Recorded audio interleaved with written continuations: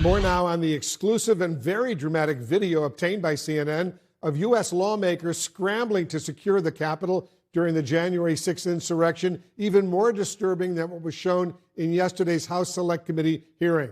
Let's discuss this and more with Democratic Congressman Raja Krishnamoorthi of Illinois, a member of the House Intelligence Committee. Congressman, thanks so much for joining us. Let me begin with your reaction to this new video. What went through your mind when you saw what your caucus leadership was doing as they watched the January 6th attack unfold? Well, it brought back painful memories, probably to anybody who was there that day watching this video that you showcased. And then if I could say a word about what Speaker Pelosi said to Vice President Pence, it doesn't surprise anyone that she was looking out for the safety and welfare of all those who were trapped in the Capitol that day, regardless of their political affiliation. It's just such a tragedy that day that Donald Trump was not doing the same for his fellow Americans. And he was just sitting there watching this violence unfold in the Oval Office and didn't lift a finger to send the National Guard troops there to quell the insurrection. Yeah, he was just watching television. I want you to watch a moment in this newly unveiled footage where we see the Speaker, Nancy Pelosi, trying to figure out a way to finish the proceedings to certify the election, even as she was fleeing violence. Listen to the Speaker. Listen to this. They stop the proceedings. They will have succeeded in stopping the validation of the President of the United States. They stop the proceedings. We will have totally failed. Did you share her unwavering commitment on that day to finish the job in the U.S. Capitol, inside the U.S. Capitol that day? Absolutely, 100%. I think that's true with a lot of my colleagues on both sides, quite frankly.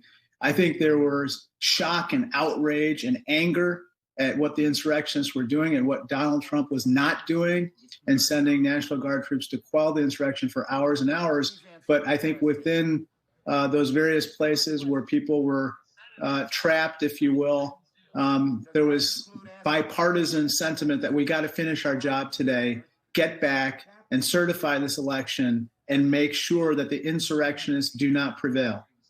In this dramatic video, we saw Republican leaders Mitch McConnell and Kevin McCarthy participate in calls with Democrats as the brutal attack on the Capitol was unfolding. It certainly appears as if the partisan divide had all but disappeared in that specific moment.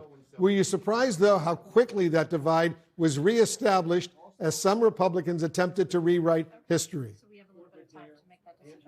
I was a little surprised, Wolf, I'll be honest with you, because given what happened that day where we stared into the abyss, we saw what would happen if we don't uphold the fundamental principles of our democracy and certify legitimate election outcomes, that Kevin McCarthy, who appeared to show some spine that day in talking back to the president and doing as he did, would then turn 180 degrees and go a different direction within days and weeks, was surprising, though I guess I should not be surprised in light of what we've seen since then. But it was very unfortunate and distressing, to say the least. It certainly was. Congressman, we know if officials, including members of the U.S. Secret Service, had been warned repeatedly about potential violence on that day, January 6th, but they were clearly not prepared. They didn't do anything to get ready for it. Who do you hold responsible? And I ask you as a member of the Intelligence Committee. Well, unfortunately, our intelligence community did not do a good job preparing for that day, to say the least. Another group that you didn't mention was the FBI. FBI field offices were warned about what the insurrectionists were planning. They actually had maps of what the insurrectionists had in their possession with regard to the tunnels and the diagrams of the tunnels underneath the Capitol that day. And yet they didn't kind of take action to prevent what was happening. And so that's another reason why we have to re-examine that day and make sure that we learn the lessons of that day and prevent it from ever happening again. It was a major, major intelligence blunder, to be sure. Congressman Raja Krishnamoorthi, thanks as usual for joining us. Thank you, Wolf.